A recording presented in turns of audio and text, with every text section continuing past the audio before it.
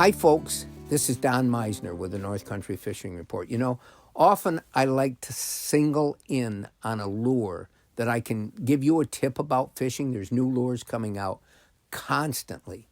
But I want to talk about an old lure that I think a lot of us might have forgotten. And that lure, and I know I've talked about it before, so don't think I forget, but I think sometimes it's important to keep going back to certain things. Because a lure that was a staple of fishing in this area for years, especially out in the St. Lawrence for bass, was the green pumpkin. Now that's a color, green pumpkin tube jig, a tube. And you may wonder what a tube is, and maybe the fish wonder what a tube is too, because often we believe that we have to use something that looks like something the fish eat all the time. In other words, certain lures are shaped like a minnow because fish eat smaller fish. They're eating minnows. So we figure if we've got a lure that looks like a minnow, swims like a minnow, fish are going to eat it. But there's other foods that they eat, and I'm just using a minnow for example. You know, other lures are shaped like a crayfish or the color of a crayfish. But fish they take advantage of the situation they see. And a lot of times they'll see something struggling or entering their water area. They might not know what it is, but it looks like something to eat. And so they'll go off and they'll eat it.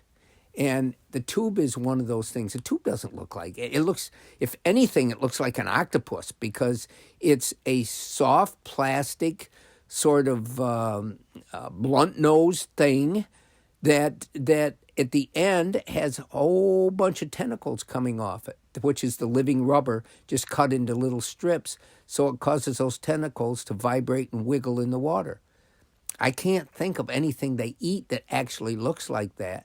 And yet that tube, when it's in the water, it looks so inviting to the fish that it's one of the best baits ever invented. You might, one of the names and the first ones that came out, they were made by a company called the Gets It. And so everybody says, well, we got to get some Gets It. Like get it, only gets with a Z, it. Gets It's were a phenomena, and they continue to be so today, although people have gone more to look-alike drop shot baits or some other things. But boy, I'll tell you what, I remember, and it's not that many years ago, but I remember fishing with my buddy Will Clute, and we would just get in the St. Lawrence River and get in the shipping lane where the water's deep and just let the boat start drifting down that lane with a green pumpkin tube at the end of our line, way down there on the bottom, drifting along, and we caught smallmouth after smallmouth after smallmouth doing this. And this has pretty much been the case for years. Now, what is green pumpkin? Green pumpkin is sort of like a little bit deeper olive color. It's how do you describe colors when you can't show somebody?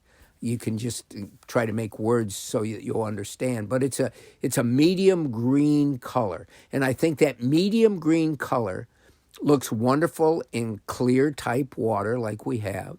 It looks like so many of the other living things that live in the water. Crayfish, basically most of the time, are sort of that off green color. A lot of the flies and nymphs and so forth that are emerging are of that color. And so it tends to be the most popular color of all for whatever bait you might choose. So remember two things from this report. Number one, the tube jigs are great. And number two, you can't go wrong with green pumpkin colors. No matter what you use, what bait you choose this year, whatever soft plastics, no matter whether they're shaped like a worm or a frog or a crayfish or whatever they are, green pumpkin is about the best color you can use.